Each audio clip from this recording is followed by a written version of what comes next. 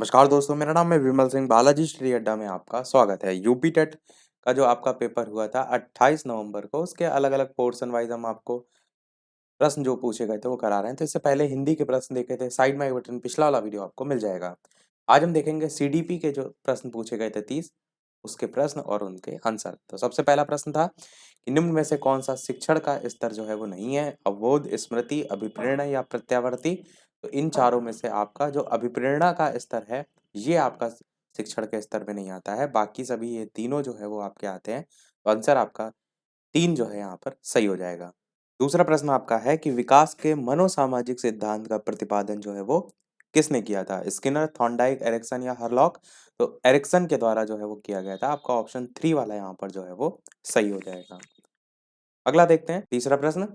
इनमें से कौन सा थॉर्नडाइक द्वारा दिया गया अधिगम का जो मुख्य नियम है उसमें जो है वो नहीं आता है? तो आप जानते हैं टोटल मुख्य नियम में 3 आते थे, अभ्यास, तत्परता और प्रभाव का नियम। तो ये तीनों आते हैं, परंतु चौथा जो अभिवृत्ति का नियम है ये आपका नहीं आता है। तो आंसर आपका 4 वाला यहाँ पर जो है वो सही हो जाएगा।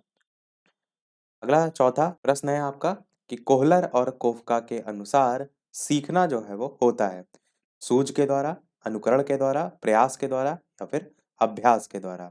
तो बताइए इनमें से कौन सा सही होगा? तो आपको पता है कोहलर ने जो अपना प्रयोग किया था उसको क्या कहते हैं? सूझ और अंतर्दृष्टि का सिद्धांत।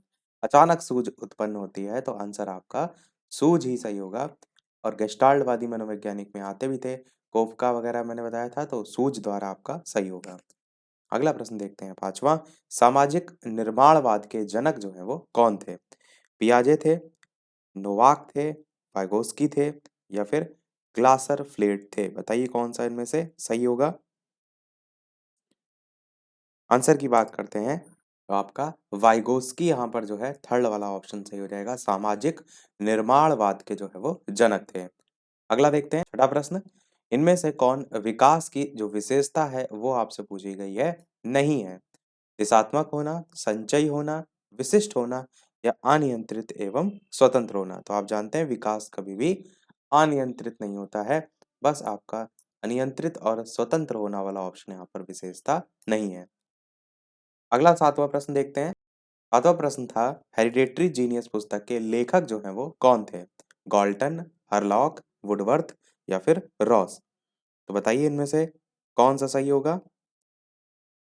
आंसर की बात करते हैं तो आप सभी जानते हैं ये पुस्तक जो है गॉल्टन की थी।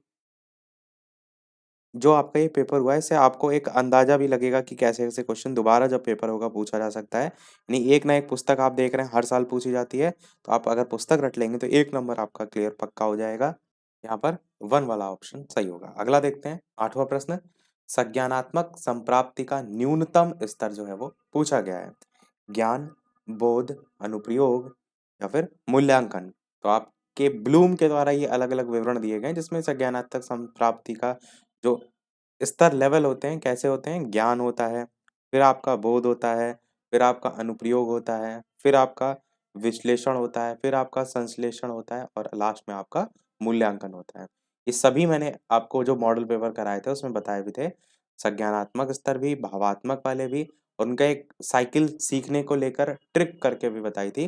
तो सबसे जो न्यूनतम लेवल पे आता है वो आपका ज्ञान आता है। बस पहला वाला ऑप्शन यहाँ पर सही हो जाएगा। आप देख रहे हैं ब्लूम के जो ये स्तर हैं, यहाँ से भी एक क्वेश्चन पहले भी पूछा गया है, पूछ लिया जाता है, तो इनको भी आपको याद रखना होगा। 9वां प्रश्न देखते हैं। सूक्ष्म शिक्षण का अंतिम सोपान जो है वो क्या है? प्रतिपुष्टि, पुनः योजना, पुनः प्रतिपुष्टि या पुनः शिक्षण? और यहाँ से भी आप क्वेश्चन देख रहे हैं तो पूछे जा रहे हैं जिसमें पिछली बार एक बार पूछा गया था, समय कितना होता है माइक्रो टीचिंग का? तो आपको ये पोर्शन भी अपना जो है क्लियर रखना है। आंसर की बात करते हैं तो आपका लास्ट में आता है फिर से फीडबैक। प्रतिपुष्टि मतलब होता है फीडबैक, पुनः प्रतिपुष्टि आपका जो है वो सही होगा। अगला देखते हैं 10वां प्रश्न। गिलफोर्ड के अनुसार अपसारी चिंतन में आवश्यक जो है वो क्या है? श्रेणीकरण है, विचार प्रवाह है, अंकगणितीय तर्क है या फिर एक समाधान? आंसर की बात करते हैं तो आपका इन चारों ऑप्शन में विचार प्रवाह जो है बिल्कुल सही होगा। सेकंड वाला गिलफोर्ड के अनुसार अपसारी चिंतन में। 11 प्रश्न है मस्तिष्क उद्वेलन विधि के प्रतिपादक जो है वो कौन है? जॉन डीवी हैं, ऑसबॉर्न है, हरलॉक हैं या आसुबेल हैं? मस्तिष्क उद्वेलन विधि जो है उसके प्रतिपादक। आंसर की बात करते हैं तो ये जो है वो ऑसबोर्न जो है वो है। सेकंड वाला आपका ऑप्शन सही होगा। अगला देखते हैं 12 प्रश्न। प्रासंगिक अंतर्बोध परीक्षण जो है उससे कौन जो है वो संबंधित है? सीडी मॉर्गन, एच ए मूरे, या फिर दोनों, या फिर जे एल मोरेनो?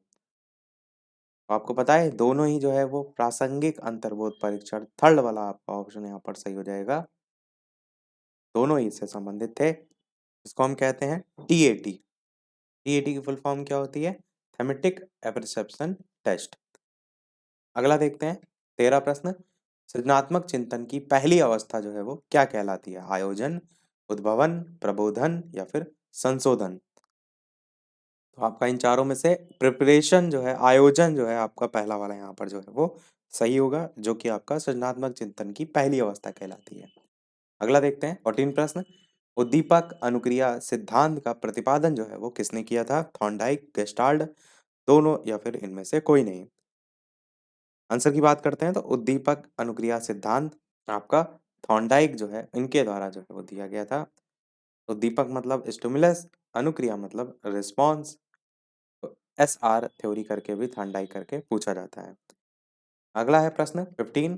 कौन से कारक अधिगम को प्रभावित करते हैं? व्यक्तिगत कारक, वातावरण संबंधित कारक, सामाजिक कारक, या फिर सभी? कौन सा सही होगा? तो आप कहेंगे तीनों ही कारक आपके प्रभावित करते हैं, तो आंसर यहाँ पर आपका उपर्युक्त सभी जो है बिल्कुल सही हो जाएगा। अगला देखते हैं प्रश्न नंबर 16। बहुबुद्धि का सिद्धांत जो है वो किसने दिया था? पियाजे, ब्रूनर, गार्डनर, या फिर वाइगोस्की? कौन सा इनमें से सही होगा? तो बहुबुद्धि का सिद्धांत जो है वो गार्डनर के द्वारा जो है वो दिया गया था। थर्ड वाला आपका ऑप्शन यहाँ पर सही होगा। अगला प्रश्न देखते हैं प्रश्न आपका था स्पेयरमैन ने जो है वो दिया है बुद्धि का द्विकारक सिद्धांत, बुद्धि का समूह कारक सिद्धांत, बुद्धि का बहुकारक सिद्धांत, या फिर बुद्धि का प्रक्रिया उन्मुखी सिद्धांत? तो बताइए इनमें से कौन सा सही होगा। इसके अलावा वीडियो पसंद आए तो वीडियो को लाइक भी करते रहिएगा और लोग साथ शेयर भी करते रहिएगा। आंसर की बात करते हैं तो स्पेयरमैन ने बुद्धि का द्विकारक सिद्धांत दिया था। ऑप्शन के अकॉर्डिंग पहला वाला ही आपका यहाँ पर सही हो जाएगा। अगला प्रश्न पूछा गया था प्रोजेक्ट विधि जो है वो किससे संबंधित है? किलपैट्रिक, रूसो, मॉन्टेसरी, या फिर फ्रोबेल? तो किलपैट्रिक जो है ये आपके सही हो जाएंगे। प्रोजेक्ट विधि जो है किलपैट्रिक ने दी थी। प्रोजेक्ट अगर आपको लगाना होता है दीवार पर तो आप किससे लगाते हैं? किल से लगाते हैं। किलपैट्रिक से इस टाइप से इसे जोड़कर भी आप याद रख सकते हैं। अगला देखते हैं 19 प्रश्न।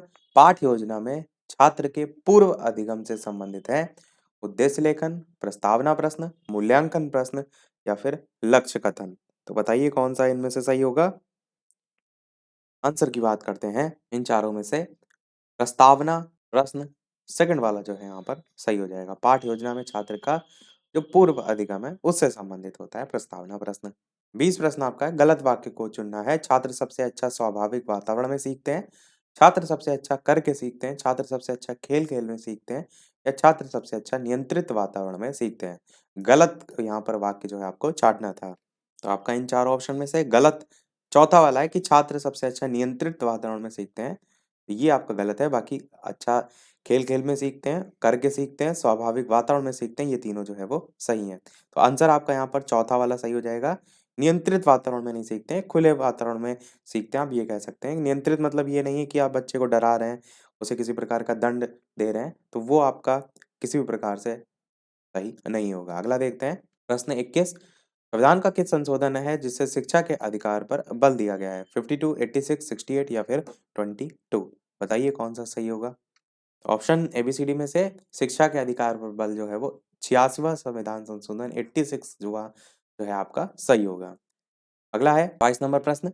शिक्षण के कार्य में सम्मिलित है मूल्यांकन कार्य, उपचारात्मक कार्य, निदानात्मक कार्य, या फिर सभी? तो शिक्षक आपका उपचारात्मक शिक्षण भी करता है, निदानात्मक भी, मूल्यांकन भी, तीनों ही आपके इसमें आ जाएंगे, यानी कि उपर्युक्त सभी आपका यहाँ पर आंसर जो है वो हो जाएगा। अगला प्रश्न 23 है कि शिक्षण सबसे कम प्रभावशाली होगा जब शिक्षक एकाधिकारवादी होगा, विद्यार्थी निष्क्रिय रहेंगे, या केवल सीखने पर बल हो, या फिर सभी? तो सबसे कम प्रभावशाली जो है वो किस स्थिति में होगा? तो तीनों ही स्थिति जो है आप देख रहे हैं सही है कि शिक्षक एकाधिकारवादी होगा, तब भी शिक्षण कम प्रभावशाली होगा। विद्यार्थी निष्क्रिय रहेंगे, इंटरेस्ट नहीं आएगा उनमें, केवल लिखने पर ही बल होगा, समझाने पर नहीं होगा, तो तीनों ही आपके यहाँ सही होंगे। उपर्युक्त सभी यहाँ पर सही होगा, सबसे कम प्रभावशाली तीनों ही स्थितियों में हो जाएगा। अगला प्रश्न पूछा गया है, भाषा रूपांतरण सिद्धांत जो है वो किसने दिया था? बर्नस्टीन, चॉम्स्की, फिल्मर या फिर स्किनर? भाषा रूपांतरण सिद्धांत जो है चॉम्स्की के द्वारा दिया गया था। सेकंड वाला आपका यहाँ पर सही होगा। अगला देखते हैं आपका 25 प्रश्न, शारीरिक गठन के संदर्भ में कौन जो है वो सही नहीं है? मेसोमॉर्फिक, एंटागोनिस्टिक, एक्टोमॉर्फिक या एंडोमॉर्फिक? ये अलग अलग व्यक्तित्व के जो प्रकार हैं बांटे गए थे अलग अलग मनोवैज्ञानिक है उनके अनुसार। तो मेसोमॉर्फिक भी आता है प्रकार में, जिसको हम आयताकृति के आधार पर बांटते हैं। एक्टोमॉर्फिक जो है इसे हम लंबाकृति के आधार पर बांटते हैं। और एंडोमॉर्फिक जो है इसे गोलाकृति, अंडा यहाँ पर वर्ड आ रहा है, इससे भी गोलाकृति आप याद रख सकते हैं। ये आपके इन तीनों में आते हैं, पर जो एंटागोनिस्टिक है ये आपके किसी भी टाइप में नहीं आता है। आंसर यहाँ पर सेकंड वाला सही हो जाएगा। और ये जो पूछे गए हैं कि शारीरिक गठन के यहाँ पर ऑप्शन दे रखे हैं, ये किसने दिए थे? तो ये सेल्डन जो है उन्होंने दिए थे। अगला 26 प्रश्न है कि निम्नवत में अभिप्रेरणा के जो घटक हैं उनकी पहचान करें। आवश्यकता, अंतर्निहित, प्रोत्साहन या फिर सभी? तो अभिप्रेरणा के जो घटक हैं उसमें आपका आवश्यकता भी आता है, अंतर्निहित भी आता है, प्रोत्साहन भी आता है। आंसर यहाँ पर उपर्युक्त सभी जो है आपका सही हो जाएगा। अगला देखते हैं 27 प्रश्न, मनोविश्लेषणात्मक सिद्धांत के प्रतिपादक जो है वो कौन थे? सिगमंड फ्राइड, आल्पोर्ट, गिलफोर्ड या फिर 2 और 3 दोनों? मनोविश्लेषणात्मक जो सिद्धांत हैं उसके प्रतिपादक थे सिगमंड फ्राइड। पहला वाला ही ऑप्शन यहाँ पर सही होगा। अगला देखते हैं 28 कि निम्नलिखित में से कौन स्किनर के द्वारा प्रतिपादित अधिगम के सिद्धांत से संबंधित जो है वो नहीं है? अभिक्रमित अनुदेशन सामग्री, व्यक्ति निर्धारित अनुदेशन, त्रुटियों के माध्यम से सीखना या व्यवहार रूपांतरण तकनीकी? आपको बताना है स्किनर द्वारा प्रतिपादित अधिगम के सिद्धांत से कौन जो है वो संबंधित नहीं है। आंसर की बात करते हैं तो बात हो रही है यहाँ पर स्किनर की। तो स्किनर ने जो है त्रुटियों के माध्यम से सीखना नहीं बताया था, ये थॉर्नडाइक के द्वारा बताया गया था। तो थर्ड वाला आपका ऑप्शन यहाँ पर सही होगा कि जो कि आपका अधिगम के सिद्धांत से स्किनर द्वारा प्रतिपादित अधिगम के सिद्धांत से संबंधित नहीं है। बाकी सभी जो है संबंधित है। त्रुटियों के माध्यम से सीखना बताया था किसने? तो थॉर्नडाइक ने। प्रयास और त्रुटि का सिद्धांत आपको याद होगा। सेकंड लास्ट प्रश्न 29 देखते हैं, विभिन्न योग्यताओं एवं रुचियों वाले विद्यार्थियों के लिए कौन सा मूल्यांकन जो है अधिक उपयोगी होगा? आंतरिक, बाध्य, प्रायोगिक या फिर सतत और व्यापक मूल्यांकन? आंसर आपका इनमें से कौन सा सही होगा? आप कहेंगे सतत और व्यापक मूल्यांकन जो है वो ऑप्शन 4 वाला जो है वो सही हो जाएगा। जो कि आपका हम कहेंगे विभिन्न योग्यताओं और रुचियों वाले जो विद्यार्थी हैं उनके मूल्यांकन के लिए सबसे अधिक उपयोगी होगा। देखते हैं अगला और लास्ट प्रश्न इस वीडियो का लास्ट प्रश्न भी, और 30 प्रश्न होंगे हमारे समाप्त। एक प्रश्न लास्ट में हम आपसे भी पूछेंगे, निम्न में से कौन अनुदेशनात्मक उद्देश्यों से संबंधित ब्लूम के वर्गीकरण के संज्ञानात्मक पक्ष से संबंधित जो है वो नहीं है? ज्ञान, अवबोध, चरित्र निर्माण या फिर विश्लेषण? तो बताइए कौन सा सही होगा? तो संज्ञानात्मक पक्ष जो है इसमें जो डिवीजन किए गए हैं उसमें आपका ज्ञान, अवबोध, विश्लेषण, संश्लेषण अभी मैंने आपको बताया भी था, तो वो सब आते हैं। चरित्र निर्माण उसमें नहीं आता है। बस थर्ड वाला आपका ऑप्शन संज्ञानात्मक पक्ष में नहीं आता है। तो आंसर आपका थर्ड वाला यहाँ पर सही हो जाएगा। सभी प्रश्न हमारे हुए समाप्त। अब एक प्रश्न आपके लिए भी इसी जो पेपर में ईवीएस सेक्शन में पूछा गया था। वैसे हमने क्वेश्चन कराए थे, एक दो रह भी गए थे, कमेंट सेक्शन में लोगों ने बता भी दिए थे। इसके अलावा वीडियो अभी तक आपने लाइक ना किया हो, सभी लोग वीडियो को लाइक भी करते रहिएगा। चैनल पर नए हो सब्सक्राइब करके जुड़ जाइएगा, और टेलीग्राम चैनल से अभी तक ना जुड़े हो, लिंक आपको डिस्क्रिप्शन में मिल जाएगी। बालाजी स्टडी अड्डा सर्च करके भी जुड़ सकते हैं। ये प्रश्न है जिसका आंसर वीडियो के मेन कमेंट में आपको बताना है कि भारत में अंतरराज्यीय परिषद का अध्यक्ष जो है वो कौन होता है? राष्ट्रपति होता है, उपराष्ट्रपति होता है या फिर प्रधानमंत्री होता है या फिर केंद्रीय गृह मंत्री होता है? इन चारों में से कौन सा सही होगा? अपना आंसर वीडियो के मेन कमेंट में टाइप करके बताइएगा। बाकी बाल विकास में 30 में से आपके कितने प्रश्न सही रहे, अपना स्कोर भी अवश्य बताइएगा। यदि ये पेपर कैंसिल ना हुआ होता तो आप कितने जो है वो सही करके आते। तो आज के वीडियो में फिर इतना ही। मिलते हैं फिर अगले वीडियो में कुछ नए प्रश्नों के साथ, नए टॉपिक के साथ। तब तक के लिए नमस्कार, जय हिंद।